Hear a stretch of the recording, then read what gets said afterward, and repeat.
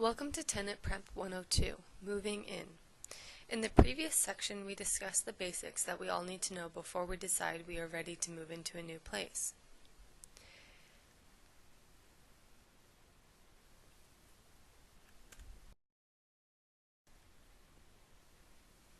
Here are the main points you should be looking for as we go through the lesson today. Before you leave, we will review the highlights of Tenant Prep 101. We will learn to read and sign a lease. We will prepare for the apartment walkthrough and understand its purpose. We will talk about the damage deposit and how to get a full refund when you move out, and finally, we'll consider the key of being a great or an ideal tenant. So just to make sure we're all up to speed, I'd like to quickly review what was considered in Tenant Prep 101.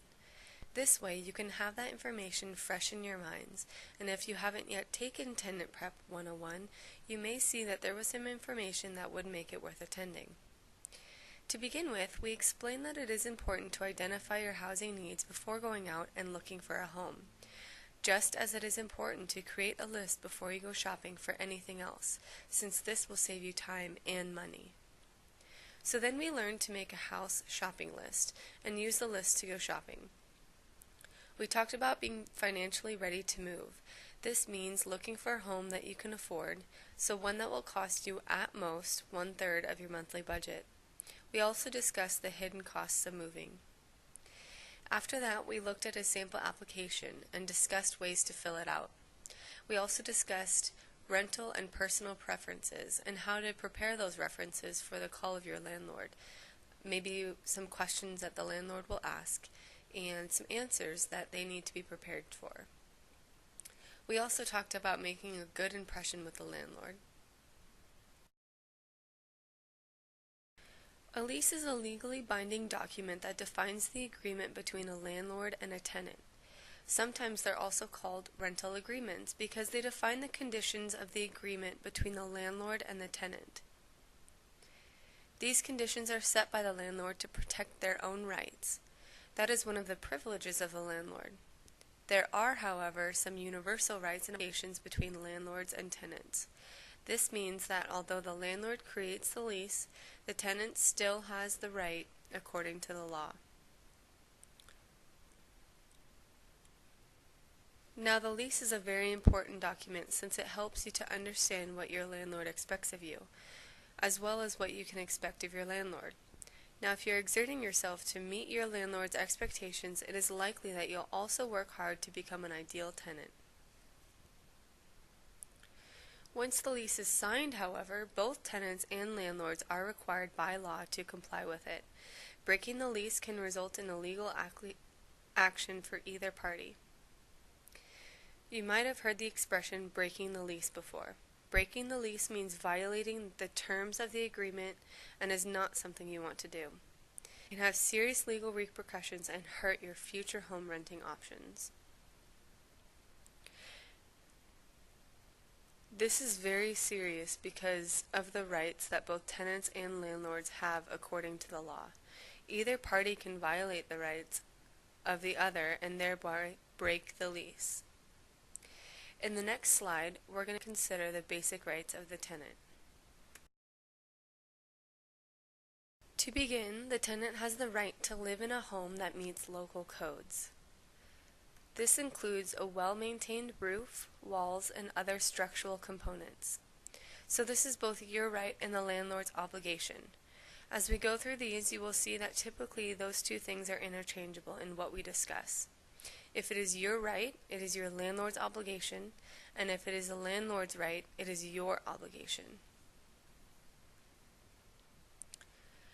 If there are common areas, you have the right to enjoy them in a reasonably clean and safe state. Hence, the landlord must ensure that they are clean and safe. You also have the right to ask your landlord to put in place a reasonable pest control program.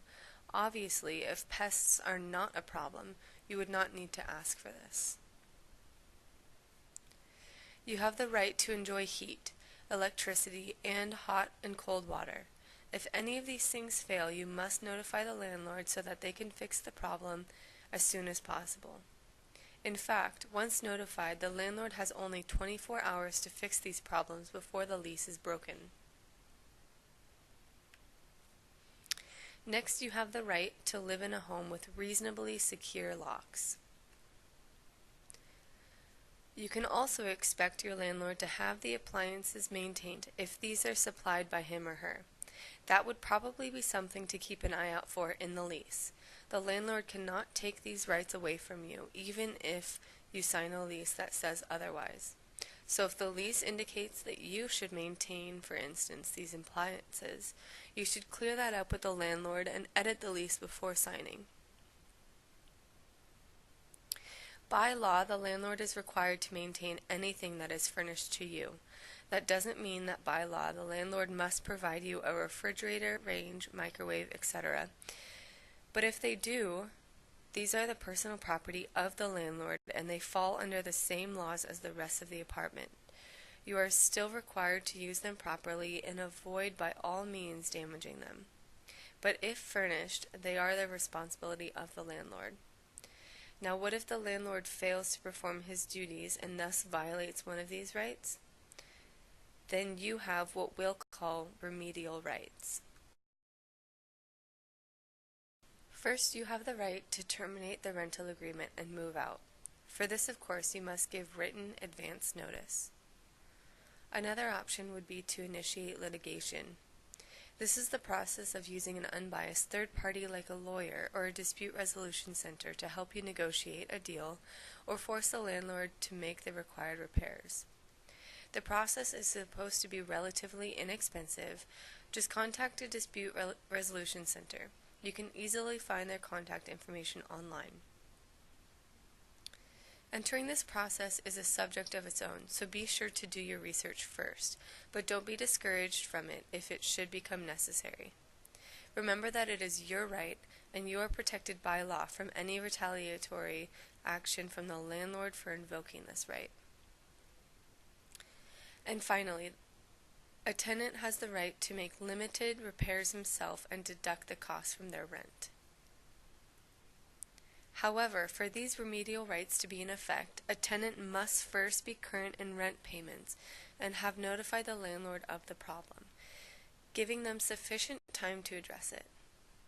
For instance, in the case of a problem with a water heater, the landlord has 24 hours to fix it and make sure you have hot water again.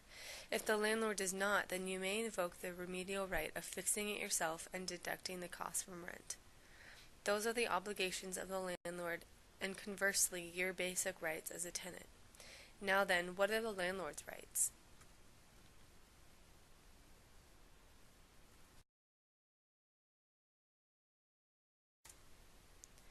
Now here are some rights of the landlord. First, they have the right to be paid rent on time. Obviously, though, the landlord may still be making payments on it. They may own the property you're living in, and they have the right to charge you what they feel it is worth. They do not have the right to change it, how much they feel the property is worth once the lease is signed, at least until the lease expires. Next, they have the right to expect to have the rental unit kept clean and sanitary by the tenant. They have the right to require the tenant to keep the property undamaged, neither damaging it themselves nor allowing it to be damaged by other people they invite into their home. They have the right to expect the unit to be kept free of garbage, meaning the tenant must properly dispose of garbage. The landlord also has the right to receive the property restored to its initial condition when the tenants move out. Of course, this doesn't mean that there's no allowance for normal wear and tear. Normal wear and tear means faded paint on the walls or wear patterns where you walk on the carpet or where couches may leave marks. Burn holes in carpets from cigarettes, ground-in stains, holes in walls, and broken windows are not normal wear and tear. With that in mind, normal wear and tear includes fixtures and appliances, but the landlord has the right to have the tenant use the fixtures and appliances properly.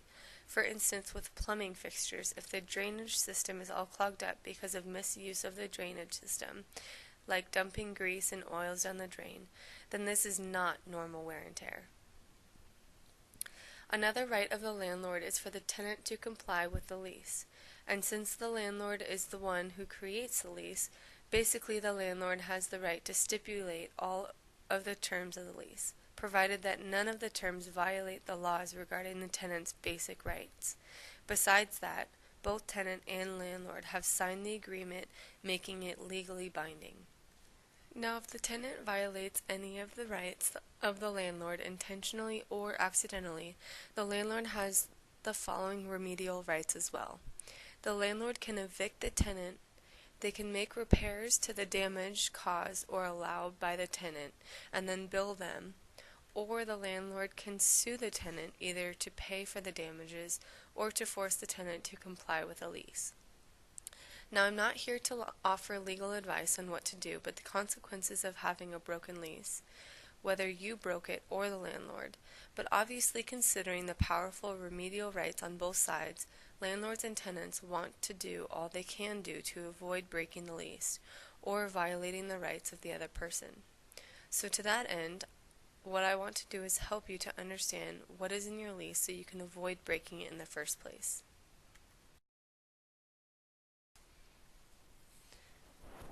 Okay, so let's get started on some basic things to look for in a lease. First, you have the monthly rent amount, how much you pay every month. Next, you have the term of rental, how long the lease is effective. You might have a monthly lease, which means that you're only responsible for the apartment for 1 month at a time, or you might have a 6-month or 12-month lease. With a 6 or 12-month lease, you're responsible to pay the rent from the beginning until the end. If you want to move out before the end of the lease, you must find someone willing to move in and pay the rent, if there is a provision for that in the lease, of course. If you move out and move into another home, even after signing the lease there, you will still be responsible for paying the rent in the home you just left until the lease expires. Then we have the move-in total, the total amount that you must pay before moving in, including first month's rent and the damage deposit. And then you have a refundable deposit, the amount that may be refunded to you when you leave the property in good condition. This also means the damage deposit. If the lease uses the word deposit, then the amount of money associated with the word is refundable. For the money to be non-refundable, they must use the word fee. For example, if the lease stipulates a non-refundable cleaning fee, then you will not get your money back. Next, you'll have the rent due date. In the lease, it will also tell you when your rent is due each month. Then you have a late fee, the amount you'll be charged if you do not pay your rent on time and or if a rent check bounces. Occupancy. The lease will require you to indicate how many individuals are living in the premises, and allowing more people to occupy the home than are included in the lease would be breaking it. Lastly, you have utilities, which ones you're expected to pay and which ones the landlord covers. Also in the lease, you'll find a maintenance section. Who is responsible for maintaining what, like shoveling snow, mowing the lawn, or keeping shared hallways clean. Your lease may also indicate that you're responsible to report any damage to the property or things in need of repairs to the landlord so that they can fix them. You may be breaking the lease to not report things in need of maintenance. The lease may also regulate parking in some way and prohibit or limit the presence of any pets. Subletting is a practice of allowing additional individuals to move into your home and charging them rent without including them in any lease agreement. If this is something you plan to do, be sure to check this section of the lease and discuss it openly with your landlord. The things we've considered here are just the basics of some of the important things you can expect to see in a lease.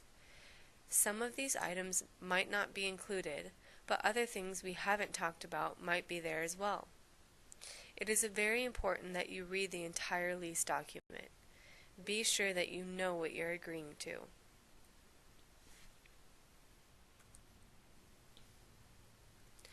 Something that every tenant should do at the time they're signing the lease is an apartment walkthrough. What is a walkthrough? The walkthrough is a thorough inspection of your new home to be done by you. But why? After all, by the time we sign a lease, we would have already seen the apartment, right? We know what the layout is and what it looks like. So a walkthrough is not just something to do to confirm that a home or apartment is as advertised. No, the walkthrough is an important step at the beginning to ensure that we get our damage deposit back. Depending on the apartment you move into, this could be a sizable chunk of money. Usually it's about equal to 1 month's rent.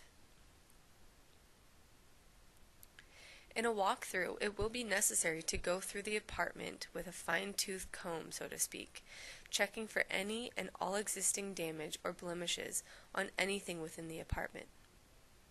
Some landlords will provide you a checklist of everything in the apartment, and some don't. So make sure that you bring one with you, just in case. In the walkthrough, you will check everything applicable on your checklist for damage when you move in. You can write notes about the damage and the state of specific individual things. For instance, perhaps you notice the first thing on your list is the mailbox. Does it have a scratch on it? Is the paint peeling? Write that down. When you enter a room and the checklist says paint, look at the walls all over them. If one wall has a bunch of pinholes in it, write that down, indicating which wall and the extent of the damage. Is there any chipped paint? Damaged drywall? Scratches? Write down which wall and the location on the wall. Do this with everything on your checklist.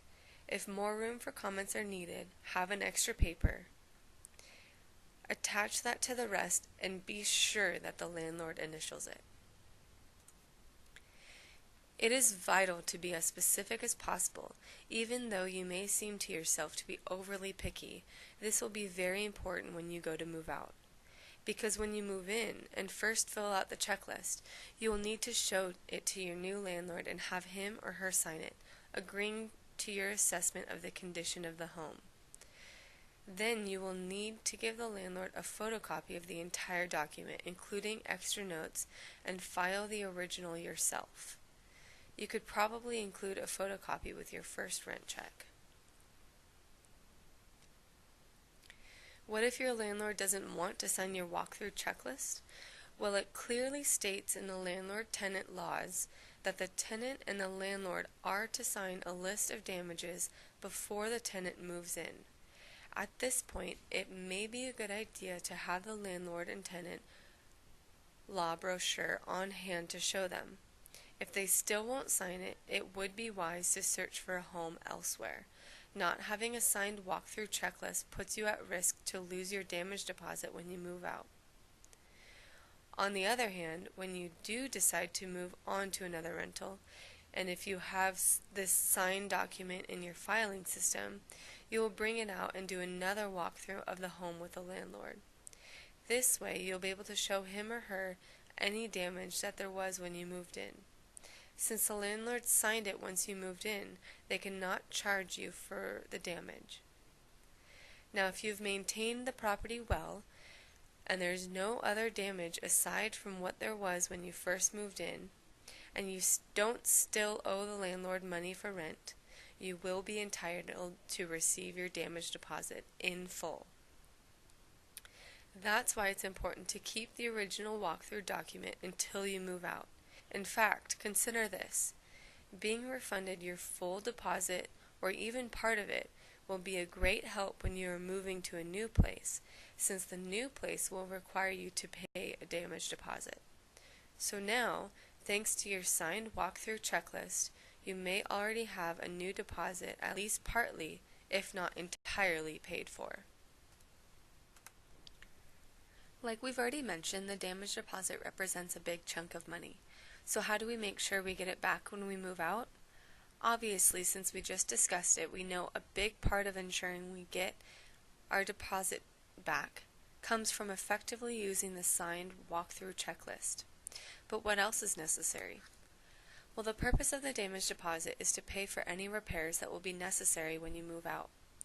So the second most important thing you can do is to avoid damaging the property. With this in mind, it might be a good idea to put as few screws and nails in the wall as possible, since eventually these will have to be patched and painted over. Part of our damage deposit might also be used to clean the carpets when we move out, unless that is they already appear clean. Sometimes spills on carpets and stains are just unavoidable accidents, but how we treat those spills and stains immediately after they're made will certainly play a part in how they appear later.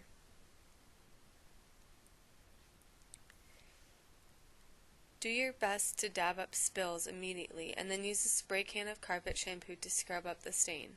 The stain might even come out completely and leave the carpet looking like it doesn't need to be cleaned professionally when you move out. Also, try to avoid damaging window screens, as replacing them can be costly and/or time-consuming. It is important that you do your best to leave the apartment as you found it. All of this is important because you have written documentation of the home's condition from when you moved in. If there's a lawn, are you expected to take care of it? If so, how will you do that? Keeping a well-maintained exterior free of weeds and garbage is also an important part of maintaining a home. If something in the home begins to wear out or isn't working properly, it's a good idea to contact the landlord and submit a work order so that the problem can be resolved before it worsens, costing the landlord and potentially you more money. Investing in a vacuum and regularly cleaning up around the home will certainly contribute to a clean appearance when you move out. But it's not just carpet that matters. It's also a matter of how we treat and use the appliances in the home. By regularly cleaning these items, we can leave them in as good a condition as they were when we first moved in. Make sure to clean up food waste and the bathroom regularly to avoid smells that can be expensive to remove. And if you have pets, be sure to clean them regularly and train them not to use the home as a bathroom. Pet smells can be very hard to remove.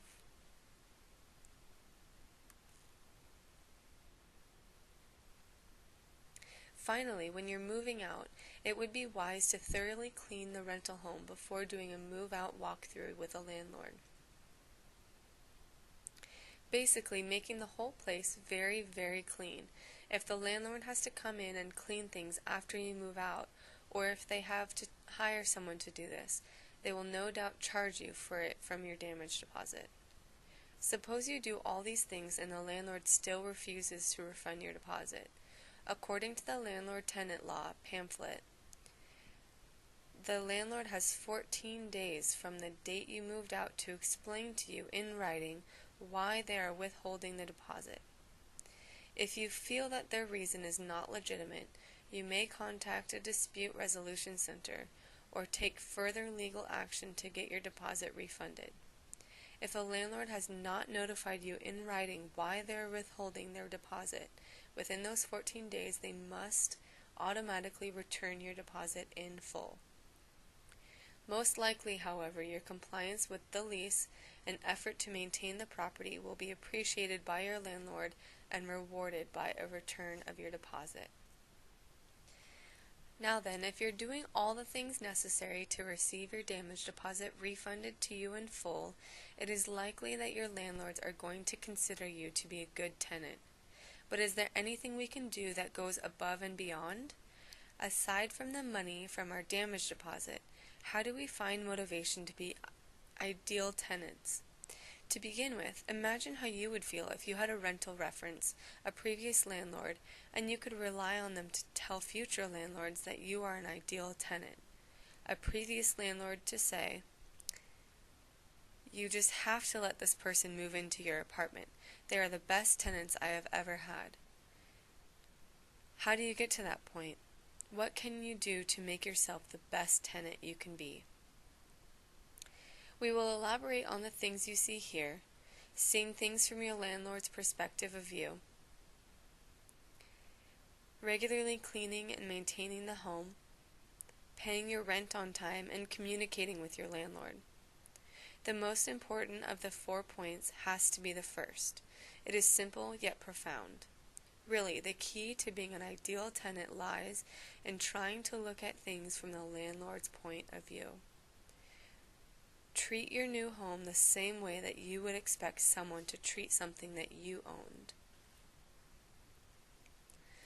To illustrate, suppose you have a nice car and you lent it to a friend. Say, for me, example. How would you feel about me if I kept the car longer than I said I would, I left it filled with garbage, and I brought it back with an empty tank of gas? You wouldn't be very happy with me. Would you tell your friends that it would be a good idea for them to loan their cars to me? Not likely. Now again, suppose you lent it to me, but instead of doing all those negative things, I bring back the car with a full tank of gas and completely cleaned inside and out. Now would you tell your friends to lend me their car? You sure would. In many ways, renting a home is much like that situation. You're borrowing something from someone else. Yes, you're paying them for that privilege, but that doesn't mean that you own what you're borrowing and that you can do whatever you like with it. Going back to the illustration of the car, why would it matter to you so much the way your friend treated the car? It's because owning a car represents a large investment. It costs you money and time to maintain that car. Maybe you need your car to make a living, and the way your friend treated your car was disrespectful of your property. Again, it's the same with an apartment. To the landlord, it's a very large investment. Your home requires their time and money to maintain it. It's their property, and very likely it represents a portion of their livelihood. If we want to be an ideal tenant, it's important that we respect and understand the landlord's point of view. If we do, we will treat the landlord and the home with respect. How do we do that? Well, with what we just considered in mind, we can show respect for the landlord by paying our rent on time. In the previous slide, we were reminded that our home is probably part of the landlord's livelihood. If they don't have our rent check on time, they may not be able to pay their bills. And if our landlord can't pay their bills, where does that leave us? It leaves us looking for a home. So you see, showing respect for our landlord by paying rent on time or early should be important not only for cultivating a good relationship with them, but also for our own well-being. We can also demonstrate that we respect our landlord by expressing our appreciation for the positive things that we can find about the home. Maybe you do have to look for something positive, but then every time you see a landlord, if you can say something positive about the home or even include a thank you note with your rent check, this will vastly improve your relationship with the landlord. They will see your respect for them and your home and treat you kindly. Another important part of showing respect for your landlord is in communicating with them. But in what areas is it particularly important to do so? Well, suppose for some reason you absolutely can't avoid being late on a rent check. It would be an excellent idea to speak with your landlord ahead of time, explain the circumstances, apologize, and tell them by what date you'll be able to pay them.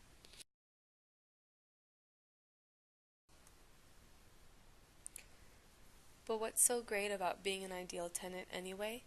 To begin with, you'll have an excellent relationship with your landlord. This is invaluable as far as stress levels are concerned.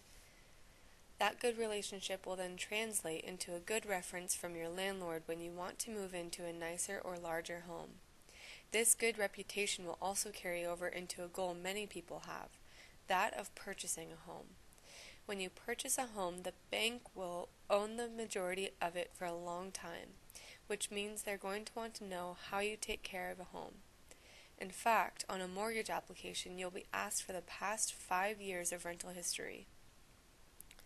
The bank will primarily be interested in verifying that you paid your rent on time, but they are also going to want to know how you cared for the property you lived on. You will also gain a feeling of satisfaction from taking pride in your home. When you clean and maintain things regularly, you'll never have to feel like you have to rush to clean up your home or feel nervous when the landlord submits a notice that they need to enter the home. Instead, you'll be proud of the fact that your home can be opened up at any time, and you will look forward to appreciative comments from your landlord regarding the way you're caring for the home that they have rented to you. Aren't those some wonderful benefits? Granted, all this may seem like a lot of work and time and expense. Buying cleaning supplies, paying for small maintenance costs, cleaning everything yourself. But remember, it's like an investment. When everything is all done and your home is clean and well maintained and ready for someone else to move into, you will have done everything you should have done to get your damage deposit returned to you. Not only that, but you will be complying with the things you agreed to by signing the lease. And as we've already considered, fulfilling your obligations in the lease does affect our culture as tenants, our future in searching for homes, and our future in where we will live. Because if you do all the things we've talked about to the extent that you will receive your damage deposit refunded in full, you comply with all the details of the lease, and are continually upfront with your landlord about any problems or changes that arise, you'll be a very good tenant. Your landlord will value your tenancy, enjoy you living there and using their property, and in the future, as has been said, when you need to find a new place, they will be very happy to serve as a rental reference for you, making the home of your dreams a possibility. So, some key points to remember are to avoid breaking the lease by understanding what it says and complying with the terms laid out. Be sure you do a thorough walkthrough before signing the lease. Use a good, complete checklist and make sure the landlord signs it. And don't forget to keep a copy for yourself. With a little work on your part, your damage deposit can be refunded. Exert yourself to be an ideal tenant for the sake of where you will live in the future, and even whether or not you'll be able to buy your own home one day. Keeping these few basic points in mind and applying all that we've learned in this Tenant Preparation 102 course, you can be an ideal tenant. Thank you for attending and participating in Tenant Preparation 102.